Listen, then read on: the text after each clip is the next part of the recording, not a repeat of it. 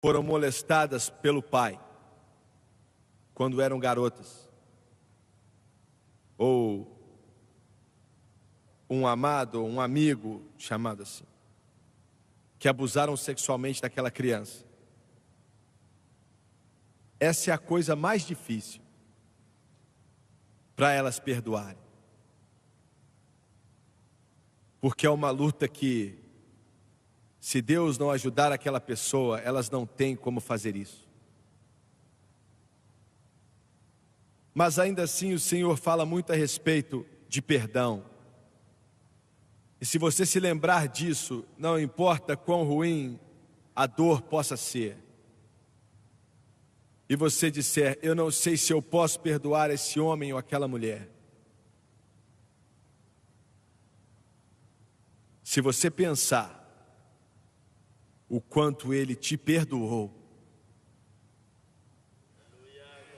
é sério, o quanto ele te perdoou, então passa a ser algo fácil perdoar a outros.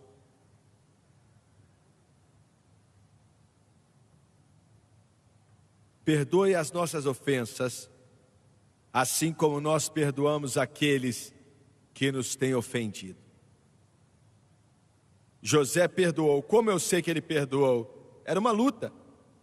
Não foi algo que aconteceu rapidamente, foi uma luta. Ele lutou com aquilo, porque os seus irmãos o venderam como escravo para o Egito. Mas eu sei que ele teve êxito perdoando a eles, porque ele deu o nome de um dos filhos dele, o seu filho mais velho, Manassés. Ele deu o nome dele de eu vou perdoar, ou palavras desse tipo. Ele deu o nome do segundo, Efraim, que significa darei frutos. Eu vou perdoar e eu vou dar frutos. Não é maravilhoso? Louvado seja Deus. Louvado seja Deus. Muito bem. Então ele é chamado até o palácio. Imagine só, ele está vestido com roupas de prisioneiro. E aqueles soldados vêm para tirá-lo dali, e agora ele é o chefe da prisão. E eles disseram, Faraó quer te ver. Era a nação mais poderosa da face da terra. Eles vestiram ele de... Ele primeiro deve ter pensado, eles vão me matar. Mas quando deram a ele as roupas mais bonitas do reino, ele deve ter pensado, talvez eu não vou morrer. E ele então escuta o sonho ali naquele palácio. E Faraó diz, eu escutei falar que você interpreta sonhos. E ele diz, não, não sou eu, é Deus. E você pode pensar, isso não é nada. Mas Faraó se considerava ser Deus. E agora, José está falando a respeito de um outro Deus, Jeová. E ele deu a ele o significado, 7 anos de muita abundância, como o Egito nunca viu antes. E então vão ter 7 anos de fome, como o Egito e as nações à sua volta nunca viram antes. E escolha alguém sobre toda a terra que possa nos preparar para esse tempo, porque está por vir. E Faraó disse, vai ser você. E deu a ele o seu anel. Agora, aqui é onde a história realmente começa. José sai dali.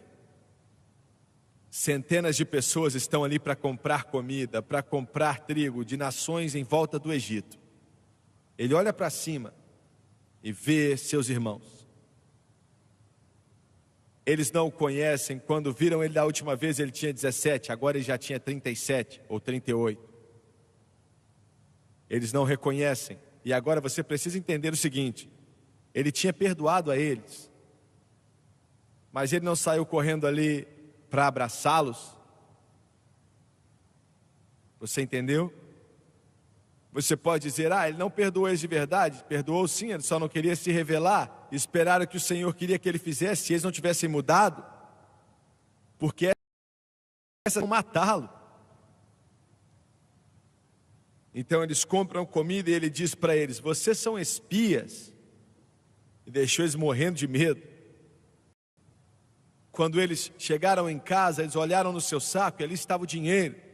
Eles tinham pago pelo trigo e ficaram ainda com mais medo, porque ele disse para eles: vocês têm um jovem em casa? E eles disseram sim. Perguntou a eles e eles contaram para eles que tinha um irmão mais jovem e disse: quando você voltar, traga ele com você. Se ele não vier com vocês, nem voltem. Nós vamos manter um dos seus irmãos aqui, Simeão, conosco. Então você tem que fazer uma escolha: ou você traz seu irmão mais jovem com você. E quando contaram isso para Jacó, ele nem queria deixar o Benjamim ir. Agora, finalmente eles tiveram que fazer uma outra viagem, porque a comida deles acabaram e havia essa fome. E Jacó disse: olha, Benjamim não vai com vocês, de jeito nenhum. Eu já perdi José, mas eu não vou deixar o Benjamim. E finalmente eles disseram: pai, estamos com fome. E se o Senhor não deixar o Benjamim ir, o homem não vai nos receber. E então ele lutou com aquilo. Eles estavam diante de José pela segunda vez e ainda não reconheceram. E ele vende o trigo para eles. E devolveram a eles Simeão. E aí eles vão embora. E mais ou menos depois de caminhar 1 milha, ele manda o seu servo atrás deles, porque o servo tinha plantado uma taça de prata na bolsa de Benjamim. E quando eles contaram aos irmãos: olha, algum de vocês roubou essa taça e pertence o líder do Egito depois de Faraó. E eles falaram: não, ninguém aqui roubou taça nenhuma. Quem roubou, que morra. Porque sabemos que não roubamos. E olharam ali na bolsa de Benjamim e lá estava a taça. Porque foram eles que tinham colocado ali. E eles se levantam diante de José. E Judá faz o apelo mais emocionante que eu acho que já foi feito por qualquer pessoa. E ele terminou dizendo: como subirei a meu pai se o moço não for comigo? E José disse a seus compatriotas para saírem dali. Ficou ali somente eles e seus irmãos. E ele olha para eles e ele diz, e essa teve que ser uma das cenas mais emocionantes da história: eu sou José. Eles estavam totalmente, eles não tinham fala, eles não sabiam o que dizer, e eles não sabiam o que fazer. O segundo homem mais poderoso do mundo inteiro: José? Eu sou José que você vendeu como escravo para o Egito. Como pode ser? É o que eu disse, nunca houve nada como isso em toda a história, nunca.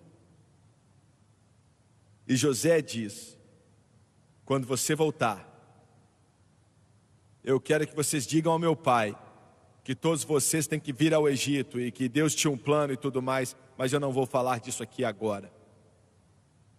E quando os irmãos foram embora, será que você pode imaginar o que estavam pensando? Como é que isso pode estar acontecendo? Mas eles têm que pensar no problema diante deles. Eles vão ter que contar ao pai Jacó agora o que eles fizeram há 20 anos ou 21 anos atrás. Eles vão ter que contar para ele. E quando eles chegam em casa e eles entram ali aonde Jacó está, e ele tem 130 anos de idade. E eles dizem para ele: pai, nós precisamos te contar algo, se assente por favor.